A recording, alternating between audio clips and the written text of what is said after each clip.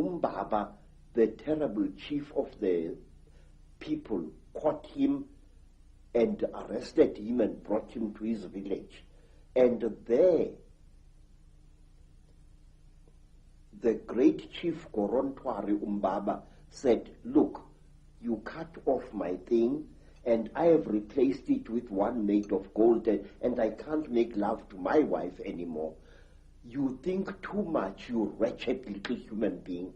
Now Umbaba had a terrible nail in one of his hands, a claw, and with this claw he drove the claw into poor Mweru's nostril, making a terrible hole into his brain, and he started drinking Mweru's brain, and then he threw away the corpse. To this day, we believe that the people, the Chitauri people, they eat human brains. And strangely enough, scientists have found skulls where the human brain has been removed and eaten by someone or something. Well, hearing you speak here, so many things come to mind. First of all, you're saying that telepathy was the key form of communication before the Chitahuli, the reptilians came. Yes, sir. And I guess it's like a muscle. When you use it, it gets more sensitive and more powerful. So the more you use your telepathy, the more powerful your mind got. And then when language came, it almost brought us into this three-dimensional world and disconnected us from that mind power that we had before. Yes, sir. And it's also interesting that the story that you talk about, the language being given, and then the different languages being given. Of course, that turns up in the Old Testament, in the Bible. It turns up in stories all over the world about the fact that we were divided by language, so we couldn't communicate. And as someone who publishes books, I know today how difficult it is to communicate through books when you've got endless different languages. So it's been a brilliant form of control for a long time. Yes, sir. Even now here in South Africa, today, sir, black people prefer to speak to each other in English if they belong to different tribes. And they have even, over the many decades, black youths have even created a lingua franca of their own, which we call Tsotsi language, which is a mixture of African words and Afrikaans words. They do this in order to bridge the incredible language gap which exists between black people in South Africa. Let me show you an amusing thing, how different languages are. The language of the Xhosa people of the Eastern Cape is very similar to Zulu, but certain important words in the Zulu language, good words, are viewed as obscenities by the Xhosa people. For example, in the language of the Zulus, an ancestral spirit is called Idlozi. But if you use that word to a Xhosa, he says you are using a dirty word, because to them, Idlozi means sexual desire. And in the language of the Zulus, meal, maize meal, is known as impupu. But in the language of the Bapedis, maize meal is called bupi, and if a Zulu uses the word impupu in front of a Bapedi woman, she feels that he has insulted her, because in the Bapedi language, impupu means a woman's sexual organ. And in the language of the Mashonas, in the language of the Zulus, a mother is called mama. If I say my mother, I say mama wami. But in the language of the Mashonas, the people of eastern Zimbabwe. The word mama means to sit down and have a crack.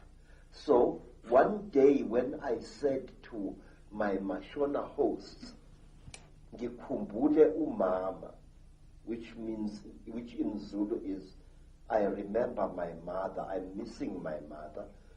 The Mashona gentleman immediately took me and directed me to his pit latrine at the back of his house. Because in the Mashona way, mother is my, not mom. So you see this terrible difficulty, this subtle problem of language is a very big obstacle to communication in Africa. So we designed languages. There's another language called Fanagalo, which is a lingua franca consisting of African words as well as nonsense words and Zulu words, which was used a lot in the mines in the 1930s, 40s, and 50s.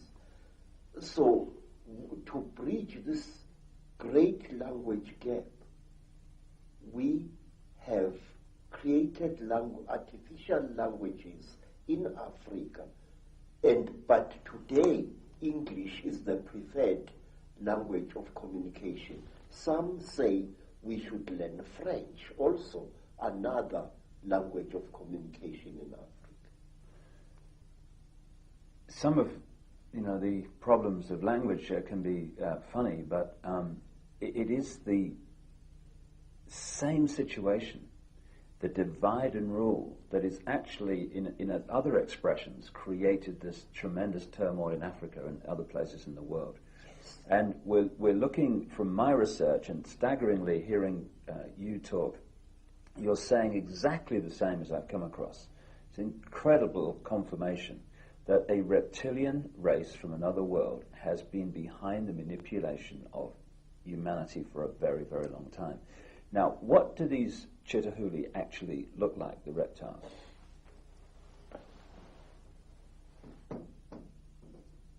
I'm not a good artist, sir. You're better than me, that's for sure. But this is how we believe the Chitahuli look like. They were created in this. You see, sir, you white people say that there are alien beings on this earth. No, you are wrong. The earth in which we live has produced 24 different races during its long existence. Please, sir, this is how a Chitahuli looks like. It stands about 11 feet high. It is a very slender being which seems not to have a bone structure. Its fingers have no joints. They are more as if the bones in here were flexible. Some of the Chitauri have got 3 claws with a thumb. Some have got 6 claws with a thumb. And some of the Chitauris have got horns on their heads. And what surprises me is this. Some film producers, like the producers who make the film Star Wars, George Lucas, often show creatures in their films which actually exist, which even the most uneducated of Africans who knows this Chitahuli can identify. For example, in the new Star Wars film, what is it called? Star Wars